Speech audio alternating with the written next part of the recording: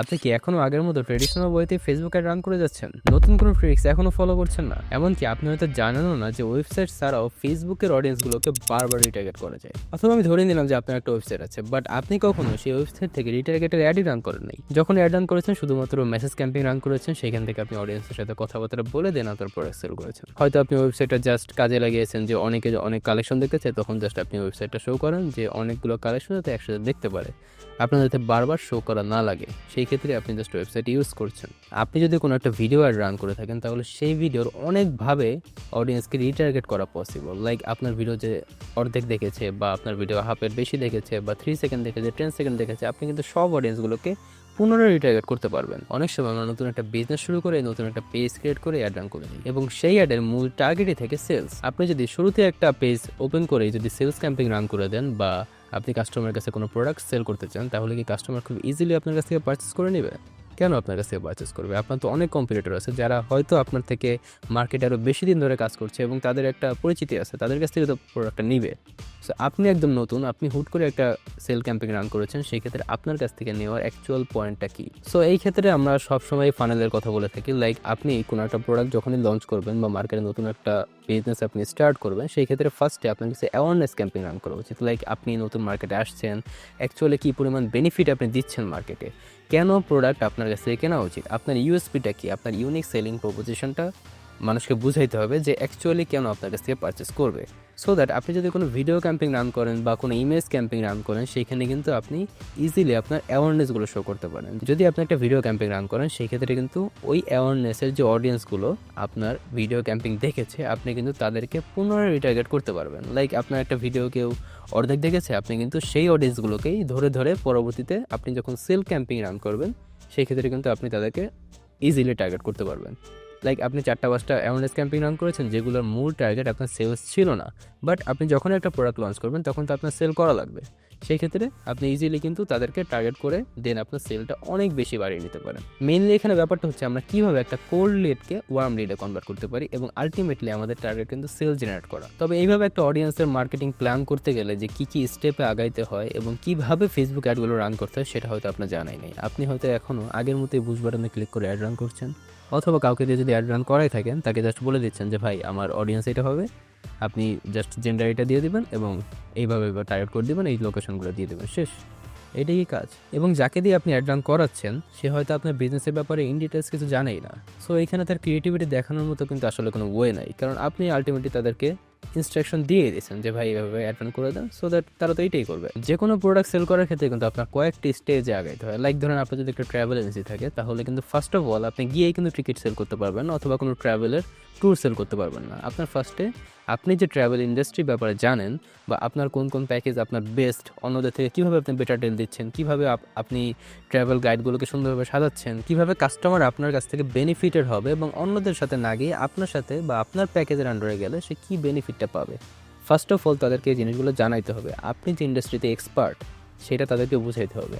সেটা আপনি ভিডিও কন্টেন্টের মাধ্যমে হোক বা ইমেজ কন্টেন্টের মাধ্যমে হোক, সেটা আপনি বুঝাতে পারবেন। দেন আপনি ধীরে ধীরে তাদেরকে রেডি করেন আপনার এই প্যাকেজগুলো সেল করার জন্য। যখন আপনি কোনো একটা সেল ক্যাম্পেইন দিবেন, আপনি ধরুন যে কোনো একটা লোকেশনে ইনসাইট শেয়ার করতেছেন, যাতে কাস্টমার অ্যাকচুয়ালি বুঝে যে আপনি ওই লোকেশনের ব্যাপারে জানেন, এবং আপনার কাছে যদি ট্রাভেল প্যাকেজটা নেয়, তাহলে সে অন্য সব জায়গা থেকে বেশি বেনিফিটেড হবে। তো আপনি এরকম যদি কিছু কন্টেন্ট শেয়ার করেন, দেন ওই অডিয়েন্সগুলোকে আপনি আবার রিটার্গেট করেন, বিকজ অফ সে কিন্তু আগে আপনার কন্টেন্টগুলো দেখেছে, এবং সে মোটামুটি মোটামুটি চায় যে আপনার কাছ থেকে সে পারচেস করবে, আপনার সার্ভিসটা সে নেবে। কিন্তু আপনি তার কাছে আর কখনোই অ্যাড রান করলেন না, তাহলে সে কি আপনাকে খুঁজে পাবে? কয়জন অডিয়েন্স আছে যে আপনার পেজটা রেগুলার ফলো করে? পেজ কিন্তু রেগুলার ফলো করার মতো মানুষ অনেক কম, যতই আমাদের অনেক ফলোয়ার থাকুক, কিন্তু আমাদের লাইক কমেন্ট তো আসে। সো আপনার কিন্তু তাদের কাছে আবার রিচ করতে হবে, তাদেরকে খুঁজে খুঁজে বের করতে হবে। লাইক সে আপনার কন্টেন্ট আগে দেখেছে, সো ডেফিনেটলি সে কিছুটা হইলেও আপনার ব্যাপারে জানে, এবং সে হয়তো আপনার সার্ভিসটা নিতে চায়, কিন্তু পরবর্তীতে আপনাকে আর খুঁজেই পেল না, সো দ্যাট সার্ভিসটা কিন্তু সে অন্য কারো কাছ থেকে নিয়ে নেবে। তারপর ধরেন আপনি একটা বড় প্রোডাক্ট আনলেন, যেই প্রোডাক্টের পার্টসগুলো কিন্তু আপনি পরবর্তীতে সেল করতে পারবেন। আপনি সেই বড় প্রোডাক্টটা আগে থেকে সেল করে নিলেন, দেন আপনি যখন পার্টস সেল করবেন, তখন কি আপনি সবাইকে গিয়ে গিয়ে মেসেজ করবেন? অবশ্যই না। আপনি যখন রিটার্গেট অ্যাড রান করেন, তখন কিন্তু আপনার ওই অডিয়েন্সগুলোই বা ওই বড় প্রোডাক্টের আন্ডারে যত অডিয়েন্স আছে ফেসবুকে, তাদের যদি কোনো পার্টসের দরকার থাকে, যে পার্টসটা আপনার কাছে আছে সেটা কিন্তু আপনি ইজিলি সেল করতে পারবেন। তখন কিন্তু আপনার ইন্ডিভিজুয়ালি আবার খুঁজে খুঁজে সেই পার্টসের অডিয়েন্সগুলোকে বের করার দরকার নেই। আপনি কিন্তু ইজিলি আপনার অনেক অডিয়েন্স পেয়ে যাচ্ছে। লাইক আপনি একটা রিটার্গেট অ্যাড রান করে দিলেন যারা আপনার কাছ থেকে অলরেডি বড় প্রোডাক্টটা নিয়েছে, যাদের ওই পার্টসটার দরকার পড়তে পারে, এবং সেই অডিয়েন্সগুলোর একটা লোকাল এক অডিয়েন্স ক্রিয়েট করে দিলেন, যাতে করে ওই রকম অডিয়েন্সই আপনি আরও পান। তাতে করে কিন্তু আপনার কোনো প্রকার টার্গেটের দরকার নাই, আপনার কোনো অডিয়েন্স সিলেক্ট করার দরকার নেই। আপনি যদি শুধুমাত্র রিটার্গেটের উপরেও অ্যাডটা রান করে দেন, আপনি কিন্তু অনেক বড় একটা অডিয়েন্স পেয়ে যাবেন এবং ইজিলি আপনার প্রোডাক্টটা সেল করতে পারবেন, এবং আপনার মেসেজের গার্বেজের পরিমাণ অনেক কমে যাবে। দেন আপনি আরও অনেক উপায় অ্যাড রান করতে পারেন। লাইক যদি আপনি এবি টেস্টিংয়ের কথা বলেন, যে আমি কয়েকটা কন্টেন্ট রেডি করছি, অ্যাকচুয়ালি আমি বুঝতেছি না যে কী কন্টেন্ট দিয়ে আসলে ভালোভাবে একটা রান করা যায়, আপনি কয়েকভাবে অ্যাড রান করতে পারেন। আপনি এবি টেস্টিং করে যে একটা আপনার ভালো পারফরমেন্স করতেছে সেটা আপনি চালিয়ে যেতে পারেন, বাকিগুলো আপনি অফ করে দিতে পারেন। এইভাবে অনেকগুলো স্টেজে কিন্তু আপনি আপনার অ্যাডকে পুশ করতে পারেন, কাস্টমারের কাছে ইজিলি আপনি রিচ আউট করতে পারেন। আমরা আমাদের অনেক ক্লায়েন্টই দেখেছি যারা অনেক বড় বড় বিজনেস করছে ঠিকই, বাট তারা অ্যাডের ব্যাপারে আসলে খুব বেশি সচেতন না। তারা অনেক ডলার স্পেন্ড করছে, তাদের পার পারচেস কস্ট অনেক বেশি, পার মেসেজ কস্ট অনেক বেশি। প্রতিবারই তারা নতুন নতুন অডিয়েন্সকে টার্গেট করছে। লাইক একবার আমাকে টার্গেট করলো, একবার অন্য একজনকে টার্গেট করলো।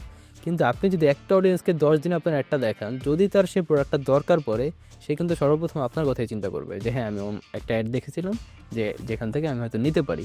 সো নেক্সট টাইম যখনই আপনি তার কাছে যাবেন, আপনার কিন্তু সে পারচেসটা করে নেবে। কিন্তু আপনি যদি কখনো তার কাছে আর রিচ আউটই না করেন, তাহলে কিন্তু আপনার সেই সেলটা রয়ে গেল, আপনি সেলটা করতে পারলেন না। আলটিমেটলি কিন্তু আপনার কম্পিটিটররা সেল করে গেল। এখন কথা হচ্ছে, মোস্ট অফ দ্য বিজনেসম্যান কিন্তু এই ব্যাপারগুলো সম্বন্ধে জানেই না, এবং যদি কোনো মার্কেটিং এজেন্সি হেল্প নিতে যায়, সেই ক্ষেত্রে কিন্তু তার বড় একটা প্যাকেজ নিতে হয়।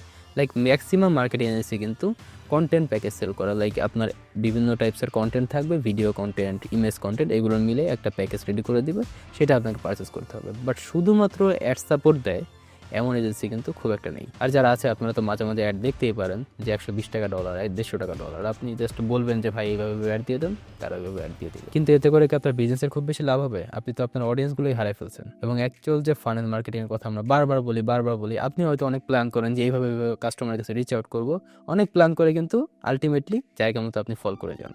অনেক ভালো কন্টেন্ট বানাইছেন, কিন্তু কাস্টমারের কাছে অ্যাকচুয়ালি পৌঁছতেই পারেননি। এবং এই সমস্যা সমাধানের জন্যই আমরা দিচ্ছি ফুললি অ্যাড সাপোর্ট। আমাদের এই প্যাকেজের মধ্যে কোনো রকম কোনো কন্টেন্ট থাকবে না, আমরা শুধুমাত্র আপনার মান্থলি অ্যাডগুলো মেনটেন করে থাকবো। এবং আপনার বিজনেসের বর্তমানে স্টেজ অনুযায়ী আপনি কিভাবে ফানেল প্ল্যান করলে আপনি আরও বেটার রেজাল্ট পাবেন, এবং কিভাবে আপনার অডিয়েন্সগুলোকে আরও সুন্দরভাবে আপনি ক্যাচ আপ করতে পারবেন, সেই জন্য কিন্তু আমাদের প্রতি মাসে একটা মার্কেটিং প্ল্যান থাকবে। এবং আমরা ইন টোটাল যত রকমের ম্যাট্রিক্স অ্যাপ্লাই করে অ্যাড রান করা যায়, এবং যেভাবে অ্যাড রান করলে সব থেকে বেশি বেনিফিট আপনার বিজনেস পাবে, সেইভাবে আমরা অ্যাড রান করে দিব।